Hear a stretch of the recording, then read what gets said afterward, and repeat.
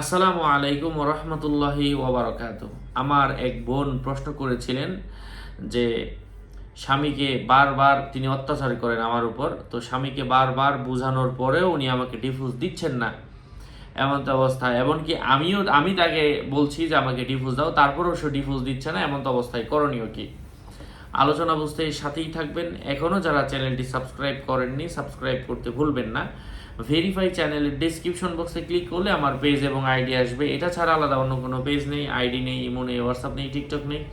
নাম ছবি রেখে বিভ্রান্ত হওয়া যাবে না। প্রত্যেক ভিডিওতে আলাদা আমি সাবধান করি, সতর্ক করি। সম্মানিত প্রিয় উপস্থিতবৃন্দ, কথা দীর্ঘায়িত না করে মূল আলোচনা শুরু করছি। তো এক্ষেত্রে মূল কথা হচ্ছে যে যদি স্বামী আপনার উপর মাত্রাতিরিক্ত জুলুম করে, যেটার প্রাপ্য আপনি না, তাহলে আপনি দেশের আইনের আশ্রয় নিতে পারেন। হ্যাঁ, এবং ইসলামী শরঈ পদ্ধতি, উনি যতই জুলুম করুক, উনি যদি আপনাকে ডিভোর্স না দেয় আপনি যেতে পারবেন না। তাহলে এখন প্রশ্ন, ইসলাম কি অমানবিক? আপনাকে ছাড়ার সিস্টেম কি? আপনি তার কাছে খোলা তালাক চান। হ্যাঁ, খোলা তালাক বলতে আপনি ওনাকে বলেন যে তুমি আমাকে তালাক দিয়ে দাও, তুমি মুখে তালাক বলে দাও, আমি তোমার কাছে কোনো কিছু চাই না, তুমি আমাকে তালাক বলে দাও, এটাকে বলা। অথবা কোনো কিছু টাকা দিয়ে হলেও যে তুমি আমাকে তালাক দাও। ইসলামের নিয়ম হচ্ছে এটা, খোলা তালাক নেওয়া।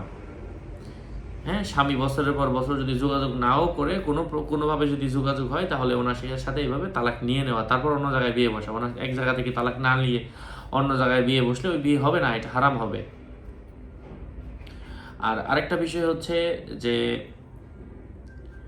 যদি কখনো এমন হয় যে স্বামী তারপরেও তাকে, আপনি স্ত্রী হিসাবে তাকে বললেন, তাকে টাকা দিয়ে বললেন যে তালাক দাও, তারপরেও সে রাজি না, তাহলে আপনি দেশের আইনের আশ্রয় নেবেন। আল্লাহ আমাদেরকে বোঝার তৌফিক দান করেন। আরও আপডেট পেতে সাথেই থাকবেন। সকলের মঙ্গল, দীর্ঘায়ু, সুস্বাস্থ্য কামনা করে এখানে শেষ করছি। দেখা হবে অন্য কোনো এপিসোডে। আসসালামু আলাইকুম ওয়া রাহমাতুল্লাহি ওয়া বারাকাতুহু।